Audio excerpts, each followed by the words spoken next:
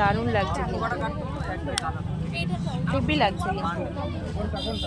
Hello বন্ধুরা, তোমরা সকলে কেমন আছো? আশা করি তোমরা সকলে খুব খুব ভালো আছো। আমিও খুব ভালো আছি। জয়াস লাইফস্টাইলে তোমাদের সকলকে স্বাগত জানিয়ে ভিডিওটা শুরু করছি। ভিডিওটা শেষ পর্যন্ত দেখার অনুরোধ রইল।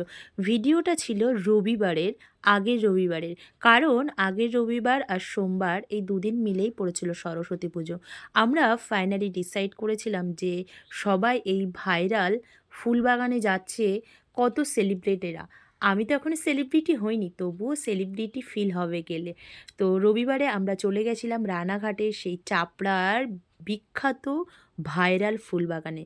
সকলেই দেখতে পাচ্ছ মাথায় মুকুট দিয়ে শুটিং করছে, অবশ্যই দেখতে পাচ্ছ। এখানে ছেলে মেয়ে কোনো ভেদাভেদ নেই, সবাই কিন্তু মুকুটটা দিচ্ছে। আর এখানে এসে অসাধারণ লাগছে, শুধু চারিদিকে ফুলবাগান আর ফুলবাগান। এই যে আমরা শুরু করে দিয়েছি যথারীতি যাওয়া। প্রথমেই দেখো রজনীগন্ধা স্টিকগুলো কত সুন্দর লাগছে। আর আমরা গেছিলাম যথারীতি ওই 12:30 নাগাদ। বাড়ির থেকে 11টা নাগাদ বেরিয়েছিলাম। শুধু চন্দ্রমল্লিকা, গাঁদা ফুল, রজনীগন্ধা আরও রং বেরঙের নানান রকমের ফুল। প্রথমে ঢুকেই আমি দুটো মুকুট বানিয়ে নিয়েছিলাম, চন্দ্রমল্লিকা আর গোলাপ দিয়ে একটা মুকুট, যেটা 50 টাকা দাম ছিল। আর ছোট ছোট চন্দ্রমল্লিকার মতো, কিন্তু ফুলগুলোর নাম জানি না, পাতলা পাতলা পাপড়িগুলো, সেগুলো 60 টাকা করে। ওই মুকুটগুলো না বললে তারা বানায় না। তো মুকুটগুলো যথারীতি তৈরি করেও নিয়েছিলাম। আর আমার বরমশাই তো কত কত ফুল কিনেছিল, 500 থেকে 600 টাকার ফুল কিনেছিল, যেগুলো আমাদের এখানে তার ডবল টাকা পড়ে যাবে, ডবলের থেকেও ডবল।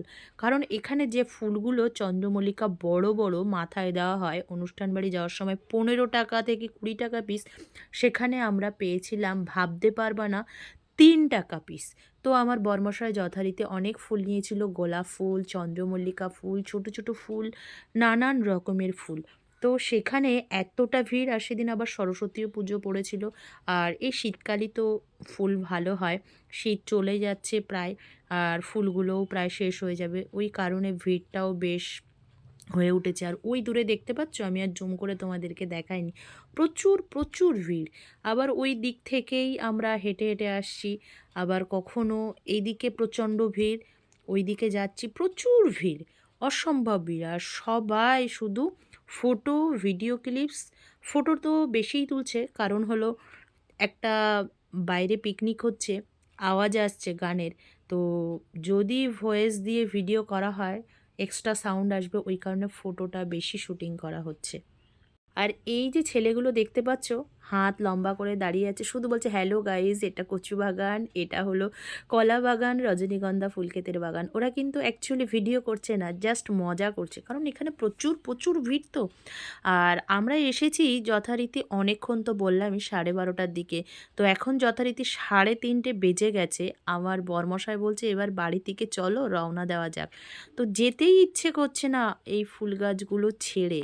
অসাধারণ লাগছে, অসাধারণ। আর এমনি প্রকৃতির মধ্যে গেলে না, নিজেকে সত্যি সেখান থেকে ফিরিয়ে আনা যায় না, মনে হয় ওখানেই থাকি। আর মনটা যদি কারো খারাপ থাকে, অবভিয়াসলি প্রকৃতির মধ্যে গাছপালা ফুল এর মধ্যে গেলে না, মনটা একদম সত্যি পাল্টিয়ে যায়, অটোমেটিক্যালি পাল্টিয়ে যায়।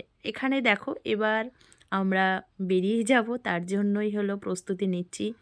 দেখেছো চারিদিকে কতটা ভিড়, এই বেরিয়ে যাওয়ার মুখটায় এখানে ফুল বাগান আছে। মানে কি বলবো, চারিদিকে আলাদা আলাদা ফুল ক্ষেত, তো আর এখানে অনেক রকমের ফুলগুলো সব একসঙ্গে, ওই জন্য এখানে প্রচুর পরিমাণে সবাই সেলফি তুলছে। তো ভিডিওটা জানি না তোমাদেরকে কতটা কিভাবে আমি দেখাতে পেরেছি। ভিডিওটা ভালো লাগলে বন্ধুরা অবশ্যই like, comment, share and subscribe করে দিও।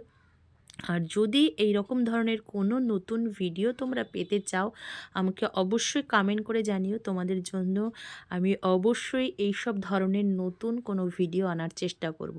দেখেছো তো, বললাম না, সব ফুল ক্ষেতগুলোর যেসব আলাদা আলাদা কি বলবো ক্ষেত, আর এখানে সব ফুলগুলো একসঙ্গে সমাহার, ওই জন্য এখানে সব মানুষেরও ভিড় একসঙ্গে এখানে জমে উঠেছে। এক কথায় অনবদ্য, মাইন্ডটাকে ফ্রেশ যদি করতে হয়, ফুলের মধ্যে সকলকেই চলে যেতে হবে।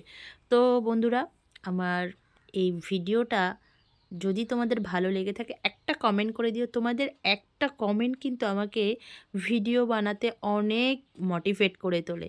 তো আজকের মতো টাটা বন্ধুরা, তোমরা সকলে খুব ভালো